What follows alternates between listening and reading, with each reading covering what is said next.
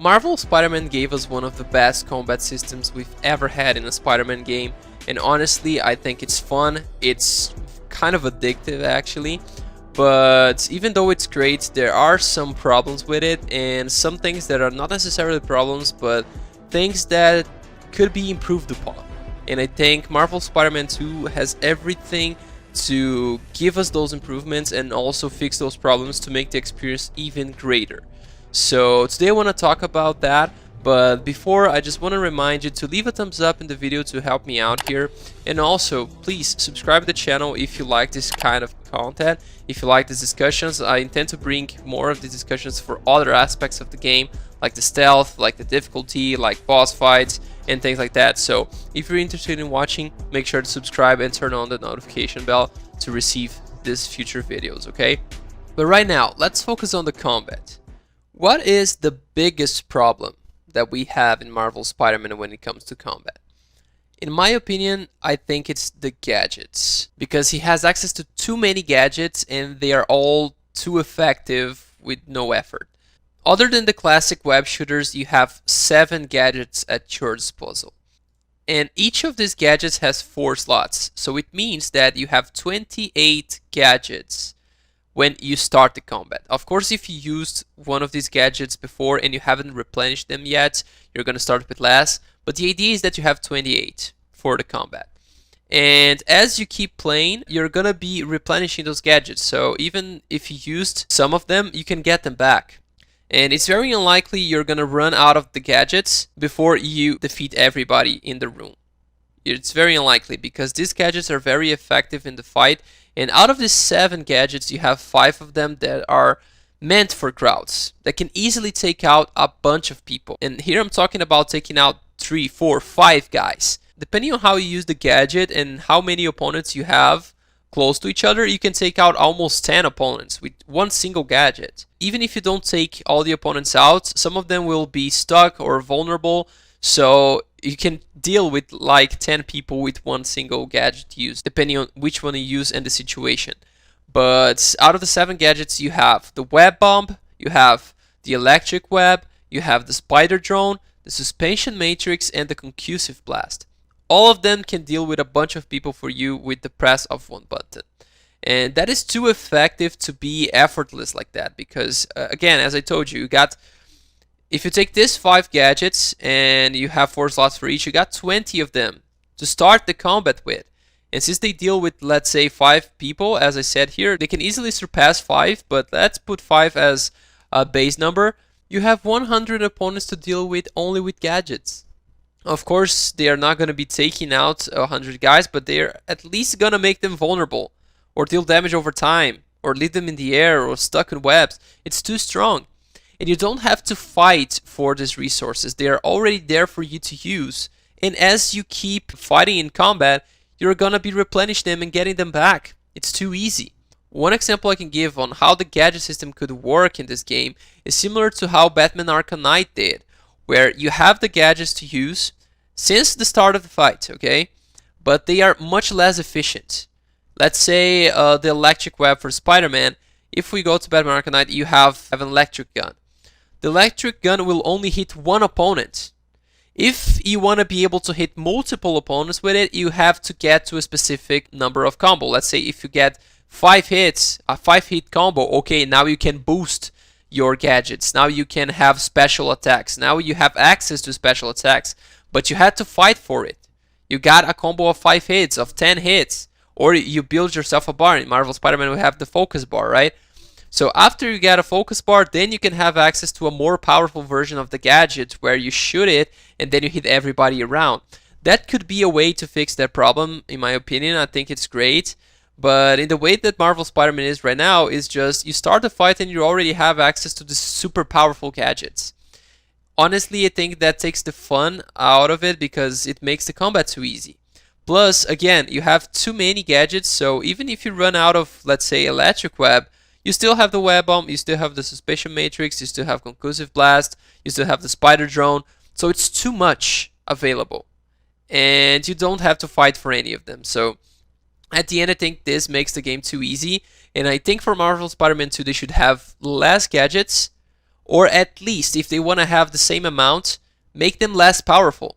And if you want to allow the player to make them more powerful in combat, at least make the player have to fight for it. At least give him a goal to reach. Let's say you gotta get 10 hits. If you got a 10 hit combo, okay, then you can have a more powerful version. You're gonna use those 10 hits to get a more powerful version of the electric web or the web bomb. Creating a system where you have to get to a specific number of hits, or at least gather a focus bar or something like that, so that you can use them more effectively. Now, one of my biggest concerns for Marvel Spider-Man 2 is what are they going to do with Peter? Because after playing Miles Morales, I saw that the combat was improved a lot because of the extra powers that Miles has. The Venom bars and the camouflage bar you have adds a lot for the game. For the combat, the Venom bars add a lot of possibilities and is so freaking cool. And for stealth, the camouflage is insane. So these two aspects of Miles Morales make the game a lot more interesting, but that is not something you can easily implement for Peter because Peter doesn't have those powers. So I keep thinking on what they're going to do with Peter, because they have to give you something to make you feel like Peter is special too. Because otherwise everybody will just want to play Miles because he can pretty much do anything Peter can do, plus the extra abilities he has because of his powers. So you cannot leave Peter behind. And my biggest fear is that the difference between Peter and Miles they're going to be doing is like maybe giving Peter more gadgets or more powerful ones like they did in the first game. Because in Miles Morales we have a much reduced number of gadgets, and I'm really happy with that. And they are very good and effective, but in Marvel Spider-Man the first game, the gadgets are even better, and you have a lot of them. And I'm really afraid that what is gonna make Peter special is the increased number of gadgets, and that would make me feel very bad, because Peter is not only about gadgets, he has more experience, he has some differences in Miles when it comes to powers too. As far as I know in comics, Peter Parker's spider sense is a little better than Miles, so maybe they could explore that and have, let's say, a spider sense mode where maybe everything around him moves in a slow state because he's fully focused on what is going on and the spider sense is warning him. Or maybe have a system that, I don't know, they have to create something for Peter. Something that will make him special too. Peter has to have a special move just like Miles, because otherwise it's just gonna feel like he's not as good, or it's not gonna give you a reason for you to play as Peter. Whenever you're gonna play Miles, you're gonna feel like, oh, okay, that's awesome, and when you go to Peter, it's gonna feel like, oh man, now I wanted to use the Venom attacks, or man, I'm in stealth here, I want to camouflage. It's gonna feel. You're gonna feel bad for having to play with Peter because he's not as good as Miles. So you have to find a way to compensate that, and I really wish they create something special for Peter that will explore maybe his powers or his abilities. As I talked about the spider sense, I don't know if they would go for something like that, but they need to create something specific for him. And I see one option for this game, since we already know we're gonna have Venom, right? The black suit is in play here. So maybe if Peter got the black suit, maybe we could have the black suit bar, and then we could have special attacks just as cool as the Venom attacks. However, even if that was the case, you'd have Peter get the black suit and he would have access to black suit based attacks, where you'd have to spend bar just like the Venom bars. I see the problem that if Peter gets rid of the symbiote at some point, you're not going to have access to those attacks anymore. Or let's say you're gonna go until the end of the game with a black suit, there will be some time where Peter is probably gonna be without the suit, a while until he gets the suit, and that period you're gonna be without those special attacks. So I don't know how they're gonna go for the story, but depending on how the story goes, Peter would eventually lose the black suit. That's usually what happens in comics and stories, because he doesn't want to be a bad person. So he doesn't stay with the black suit because the black suit turns him into a bad person.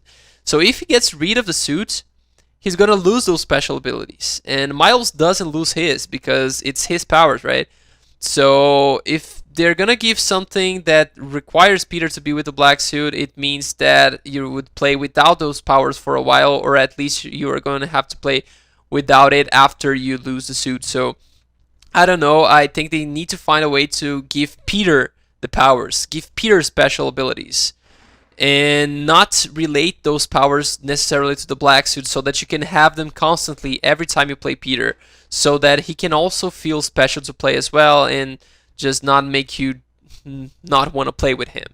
Another possibility they could go for here that also scares me is giving Peter more suit powers.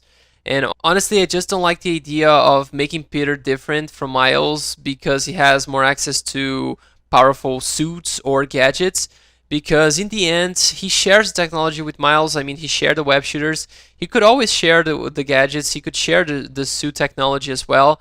Plus, Miles already have some pretty great technology at his disposal, so I really wanted them to explore what Peter has different from Miles, what advantages that Peter could explore for what he is and not for the technology he has access to, you know? These two topics that I just talked about are my biggest concerns for Marvel Spider-Man 2 because I see them as potential problems for combat. But right now I just want to talk about what Marvel Spider-Man did well, but that could be even better in Marvel Spider-Man 2. And the first thing is combos. I think we could have more variety of combos for Marvel Spider-Man 2. Because if you stop to think about it, in Marvel Spider-Man, we only have one combo on the ground and one combo in the air. Of course, we have a launcher as well for the ground and in the air. We have off-the-wall attack and the dodge under attack, plus the web strike. We have some web pulls and some web throws. But you don't really have a lot of combo possibilities, like let's say in Spider-Man Web of Shadows or Spider-Man Shattered Dimensions, where depending on the buttons you pressed, in the order that you pressed them, or in the timing that you used to press those buttons, you would get different combos. Let's say Shattered Dimensions. If you pressed square, square, triangle, triangle, you would get a combo. If you press square, square, square, triangle to get another combo. And that could be easily implemented into Marvel Spider-Man system, and it would give us more variety for combat and different attacks. I think that would be awesome to have. We already have some good freedom when it comes to canceling attacks because we have the dodge and the jump off the enemy moves, which I think were awesome. Adds a lot of how can I say this? It's fluid, you know. The combat feels a lot more fluid than in the other games, especially because you're Spider-Man, right? You should have this agility and ability to do that. But having more combos would be sick, would add more variety to combat, and at the end of the day, that could also be one thing that they could explore a little more to be the difference between Spidey and Miles. I don't know, but more combos would equal more variety and at the end more fun. The second thing that I think they could improve upon is the finishers. I think they could have more variety of finishers. And I'm not just talking about the animations here, because in the first game we have a lot of animations, especially for the ground versions of finishers. Maybe they could add some more animations for the air versions. But when I'm talking about the variety, I'm talking about the possibilities you have considering your positioning and the opponent's positioning. In the first game, we can use finishers when we are both on the ground. You can do when you are in the air and the opponent is on the ground, or when both are in the air. Maybe we could start having finishers for when Spidey is on the ground and the opponent is in the air. Let's say you launch the opponent and you want to do a finisher like that. Instead of having to go into the air or pull the opponent back down, maybe you could do a finisher in this situation. Or maybe you could do a finisher from far away from your opponent. Let's say you're on a web strike distance away. Maybe you could, just instantly take him off from that distance, from a finisher, instead of having to approach and get close to him to be able to finish him. Maybe you could have some finishers that interact with a wall or a surface if you're close to one of those. Or maybe even have some finishers if you are on the wall. I think that one would be a little harder to implement. But why not, right? Maybe you could dodge to the wall instead of doing the dodge attack. Maybe you could do a finisher. That would be sick too. So when I'm talking about variety of finishers, I'm talking about the variety of ways you can perform a finisher considering your positioning in relation to your opponent's positioning. That would be really cool to see. And the last thing I think they could improve upon is to have more variety of enemies. And when I'm talking about variety, I'm talking about two things. The first is the resources you have to use to be able to break their guard or to be able to attack them. In Miles Morales, we already had some improvement because since we have the Venom attacks, you have more attacks to explore, so you have more ways that the opponents need to be attacked. Let's say you got the guys with the big gloves, you gotta break them down with the Venom Punch. If you got those fast guys with the sword, you can only take them down with the Venom Dash because you gotta be super fast. So it requires you to attack them on a specific way to be able to break their guard. In Marvel Spider-Man, we already have something like that, you know, with the guys with the shield, the guys with the sticks. I don't know what you call those, the crowbars. I think it's the crowbars, the name, where you have to launch them. The guys with the shields, you gotta dodge under. But in Miles, that expanded to, let's say, some need to use the Venom Jump, some the Venom Dash, some the Venom Punch. And that is another reason why Peter Parker should have some special moves as well, because if you fight against those guys, you gotta have something to break their guard as well. So more variety in this situation, you know what I'm talking about, that you need to find a specific way to break their guard, and more variety when it comes to, and this I'm being a little maybe too ambitious here, but maybe have to fight some guys on the wall or in the air. In the air we already had in the first game with the Sable guys with the jetpack. That was cool. Maybe we could have some more of that. I like air combat, and maybe a more focused air combat where you just need to be in the air and you cannot take them to the ground would be cool. And the wall fights, again, we had that in Spider-Man Web of Shadows. I loved that so much. The combat on the wall was sick. It really was one of the best experiences I've had with Spider-Man game, because you explore the many ways Spider-Man fights, both on the ground and in the air, plus the wall. So it also requires you to have more attacks, and we already got a taste of it in the end of Marvel Spider-Man, where we fought Dr. Octavius on the wall, and it was a very simple combat, but it was very fun nonetheless, and I think that could be expanded upon for Marvel Spider-Man 2. They could have, I don't know, they could have some soldiers who have access to technology that can stick to walls, or maybe fight some Venom minions, I don't know, that can also stick to walls like we had in Web of Shadows. Maybe I'm being a little too ambitious here. Maybe just have this wall fights for let's say a boss fight or something like that. I don't know, but I think that would also add some cool variety for the game. So these are the things that I think Marvel Spider-Man 2 needs to fix or to improve upon to give us an even better combat experience. Now I want to hear your thoughts on the matter. Do you agree with me? Do you disagree? Do you think I forgot to mention something? Do you think that there are other problems that should be solved, or other things that should be improved upon for the next game?